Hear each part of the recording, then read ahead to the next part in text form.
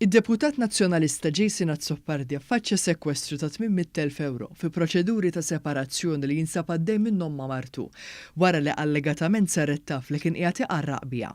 F'artiklu pubblikat fil-ġurnal Malta Today, żvela li d-dokumenti li tresqu l-qorti juru li l-kumpanija legali ta' Azzopardi and Bużjetta Advocates talbet lill-qorti biex tneħħi s-sekwestru minn fuq it-tliet kontijiet tal-kumpanija. Marika Azzopardi Balzan kellha t-talba tagħha parzjalment milquha mill-qorti bħala parti mit-talbiet tagħha fuq il-komunjoni tal-akkwisti tal-koppja.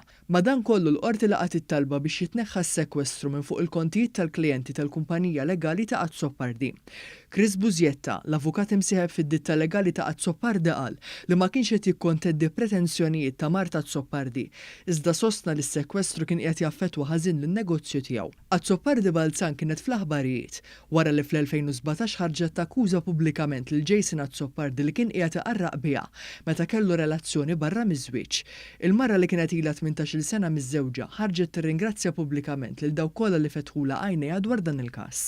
Azzopardi ċaħat li kien qiegħed iqarraq b'martu u qal li l-affarijiet personali għandhom jibqgħu personali.